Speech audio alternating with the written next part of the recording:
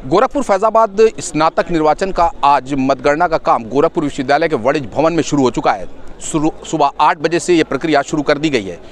चूँकि ballot paper पे इस बार मतदान हुए थे, इसलिए समय काउंटिंग में ज़्यादा लग रहा है। अभी मतपेटियाँ खोली जा रही हैं। मतपेटियाँ खोलने के बाद बंडल बनाने का काम किया जा रहा है। आप देख सकते हैं कि मतगणना टेबल बनाए गए हैं अलग अलग। कुल 14 मतगणना टेबल यहाँ पर बनाए गए हैं, जिसपे मतपेटियों को खोलने के बाद सारे बैलेट पेपर्स को इकट्ठा करने का काम किया जा रहा है। उसके बाद वरीयता क्रम में इसकी काउंटिंग शुरू की जाएगी। चुनाव दिलचस्प है इसलिए कि लड़ाई बिल्कुल भी यहाँ नहीं है। एक्सपर्ट्स की माने तो ये पूरी सीट सीधे तौर पे भारतीय जनता पार्टी के प्रत्याशी देवेंद्र प्रताप सिंह के पाले में जाके गिरेगी। ये सीट उन्हीं के खाते में जा रही है। लड़ाई से सभी लोग बाहर हैं, ऐसा विशेषज्ञों का मानना है। जो राजनीतिक विशेषज्ञ हैं उनका कहना है कि एक तरफा मतदान हुए थे। बहरहाल लेकिन लोकतांत्रिक प्रक्रिया है, काउंटिंग करना ज़रूरी है।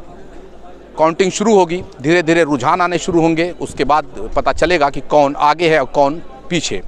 हालांकि अगर एक्सपर्टों की राय को माने तो भारतीय जनता पार्टी इस चुनाव को जीत रही है, लेकिन मतपेटियों में मतदाता ने तकदीरों को बंद कर दिया है।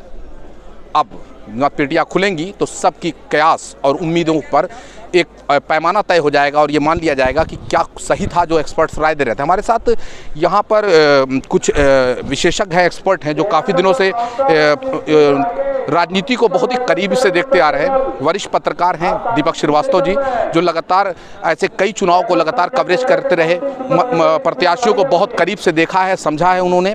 वो जानते हैं कि राजनीति में एकाएक किधर कौन सा करवट कब क्या ले इसको उन्होंने बहुत ही पिछले 2 दशकों में बारीकियों से देखा है। हम जानेंगे, उनके अनुभव को समझेंगे कि क्या कुछ हो सकता है।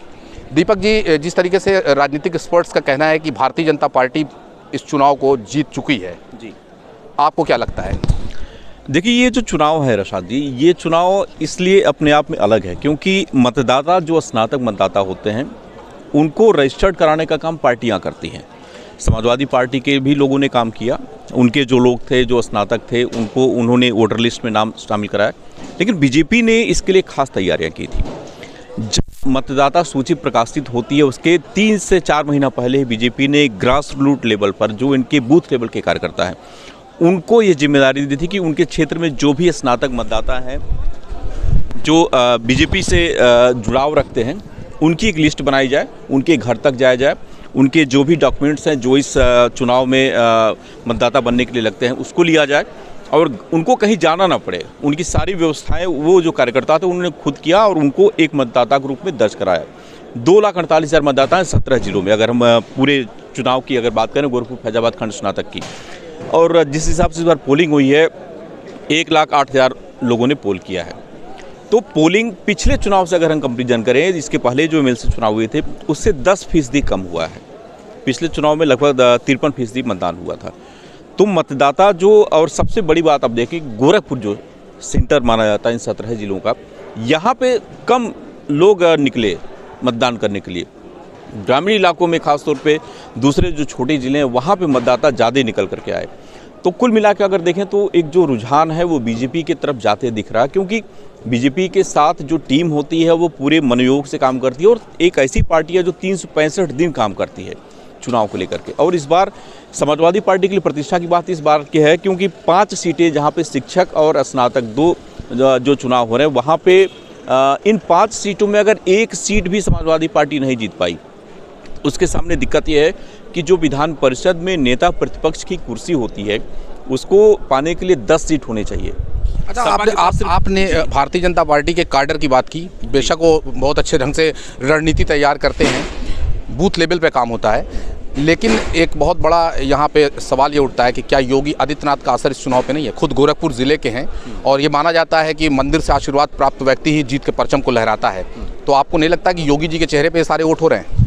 देखिए, योगी तो हमेशा किसी भी चुनाव में, आप चाहे प्रधान का वो चुनाव ले लीजिए, चाहे आप प्रधानमंत्री का चुनाव ले लीजिए, योगी फैक्टर तो हमेशा रहता है। और जो 17 जिले आप पूर्वांचल के देख रहे हैं, ये 17 जिले वही हैं जहाँ पर योगी आदित्यनाथ का प्रभाव पिछले 2 दशकों से लगातार बना हुआ है। तो निश्चित रूप से योगी फैक्टर तो है ही।